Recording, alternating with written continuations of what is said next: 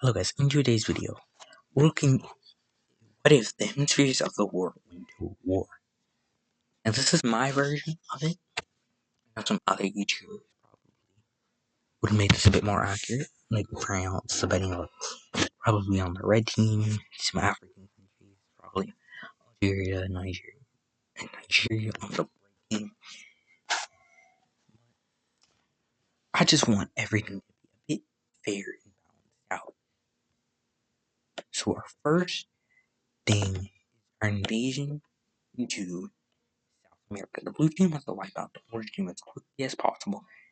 So the only hemisphere, the southeast, that doesn't really have any other territories. Yeah. We quickly start an invasion into South America with the help of the United States, Mexico, and Canada. Also some Central American countries. And they push out the border of Brazil. Now the orange team, with the help of Argentina, help of Argentina, they start a new offensive into Guyana, sensing that they're probably the weakest of the blue team, and almost fully wiping out Guyana, but blue team forces hold. So that's how things are kind of looking now. Now with North America mostly focusing on South America, the rest of the blue team is pretty much gonna get screwed. Let's first start off in Europe, because things are about to get interesting here. France and the Benelux, like I said, are kind of debatable. I just put them on the blue team to balance everything out. Some other countries on the Western Hemisphere. But we have the French and the British starting their invasion into Germany and on Switzerland and Italy. Now just pretend these islands are part. Then we have the Spanish fully taking Corsica and doing a name. I'm gonna get moved. Algeria starts invasion into Tunisia. Now Algeria could have been on the red team, but I put them on the blue team. I don't know why. I do know why. African print kind of looks kind of weird. Now the blue team might lose still, but at least they had like a good start in the beginning. Now let's talk about the purple team. Now this invasion into Chad and Central Africa. The blue Western African countries sees that Central Africa is most, well, not the country, but like the region of Central Africa. This region of Africa is the most weak. So without Nigeria, they start their new offensive into Cameroon, fully capitulating the country and starting a massive invasion into. Now, the blue team and the purple team, they're not really gonna fight each other. They don't see a point to until everything comes down. Plus, China, India, Southeast Asia are focusing on the purple team over here. So, the team and the purple team, purple Africa, decide to do not a ceasefire, but like kind of a stalemate. Like, I don't know how to say this, guys. A non-aggression pact. Kind of non-aggression pact. They're still at war, but it's complicated. The purple team does their offensive into Somalia. The country's already politically unstable, so that doesn't matter. They do a little invasion into Ethiopia, but they mostly maintain defensive positions. And then countries like Sudan just capitulate, and it is just not looking well for the rest of Africa. And then with Purple Team fully encircling Ethiopia, they do manage to hold their defensive position, but they are slowly being squeezed all front. And after a while, they manage to fall over to the Purple Team. While a country is being occupied, all the country's resources and materials. So, yeah, that's how my hemisphere works. It's gonna work. I mean, this is pretty much how it went. I watched some other hemisphere mapping wars. The purple team or the southeast hemisphere. I think I'm not sure did it fall. I'm pretty sure it fell after a while. It was probably because some strong countries like Algeria and Nigeria won the team. Or if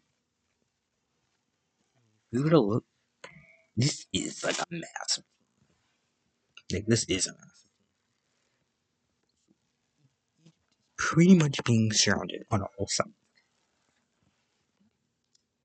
They do not capitulate because they're using their desert as their natural advantage, but they manage to hold off the rest of the forces with the help of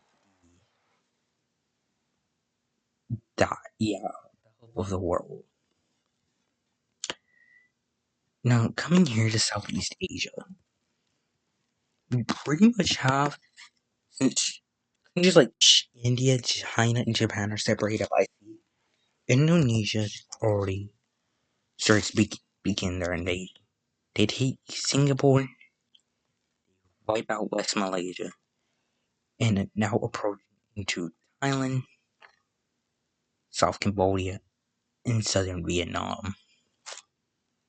And also, Brunei is also on that red team, so they also take southern the Philippines, and they start to march up to the Philippine Islands, struggle to take Malaya in the capital of the Philippines. They are being helped by Australia, which is nice. And they have some countries like Malaysia fully under their control. So, but once Chinese troops arrive, things start to look bad for Indonesia. They do get pushed out of Vietnam and slowly get pushed back all the way out of the peninsula. But they do struggle as they approach the capital of occupied Malaysia. And then Japan and the Koreas, they manage to push Indonesia out of the Philippines and manage to hold down into the southern island. Coming back to the New World, what happens is a pretty much bad event for South America. As full American Navy and as the American Navy fully mobilizes and fully gets stationed, massive naval, pretty much South America's Navy just got absolutely decimated. We have a massive invasion on the Brazil coast. This worries Brazil heavily. And as they move their troops, you can like kick these naval invasions out. And with Brazil pretty much abandoning their troops here, American troops, Canadian and North American troops fully sweep through Peru, capitulating the country. And then North America does a huge, massive invasion, which they might regret later. But right now they're not caring since the blue team everywhere else is managing to hold strong. But they just do a massive sweep invasion through Bolivia, and they even managed to connect up one of their naval landings. cutting South America into two. Bolivia fully collapses, Paraguay fully collapses. Now just the remainder of Brazil, Argentina, and Chile. And with most other North American troops being here, they have a breeze time capturing Buenos Aires, pretty much already capitulating the country. But they do struggle a bit to take Chile. But once their capital loses, just capitulate, it is now a last hold for Brazil. Things start to go badly once they lose a pretty much deadly war.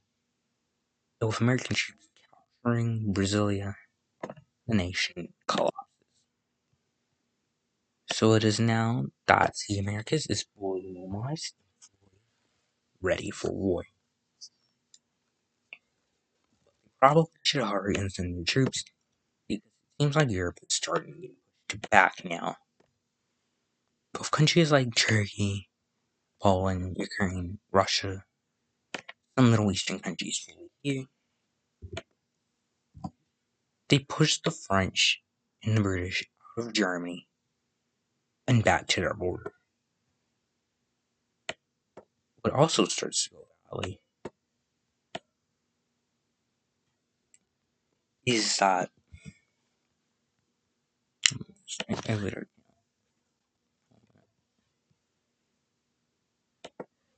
that's Red Team troops start to march into the Netherlands and into northeastern France. I think I was like northeastern France or southeastern France. Massive invasion, capturing some French port cities. Just harm the navy of Spain, which is stationed here, and it kind of threatens Corsica, and then Italy tries to do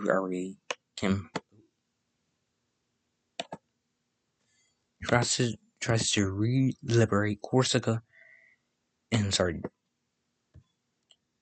Okay, hello.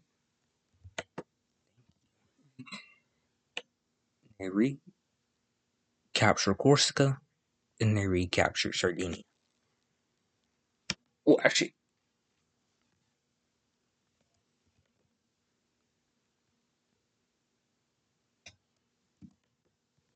you're technically part of France. Even though French Guiana. No, French Guiana. So, things are kind of looking tight. Kind of seems like the red team is already winning. But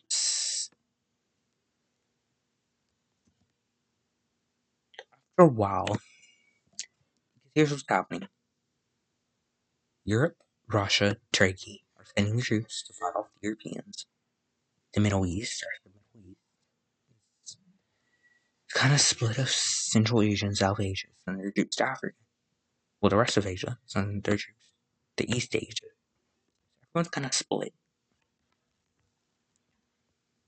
The first massive front is when North American troops start to arrive in larger and larger numbers.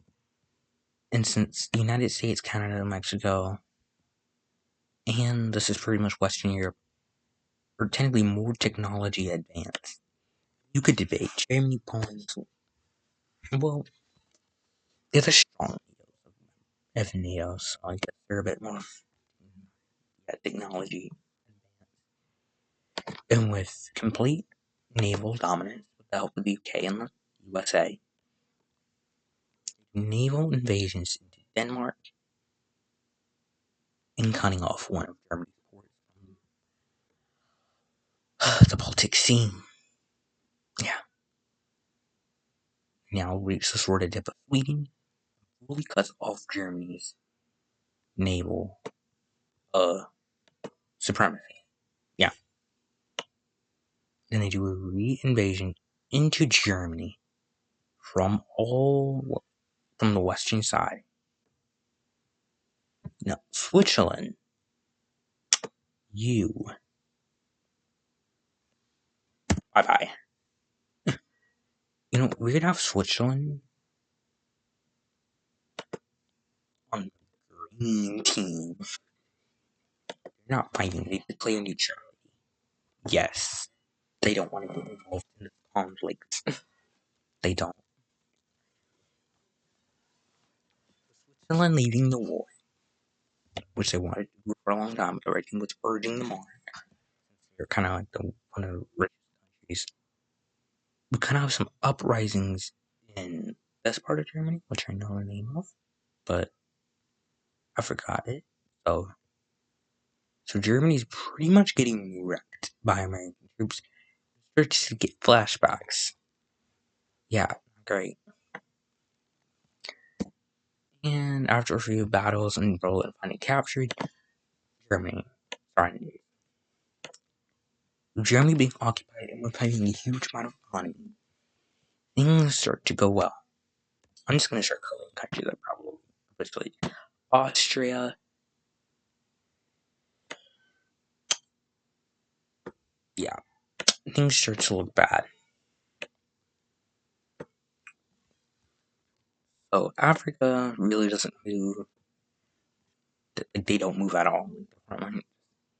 There's a stalemate. So pretty much it's a long stalemate, and no one can move the stalemate. Other than this, currently the only front being moved because there's not really strong countries here.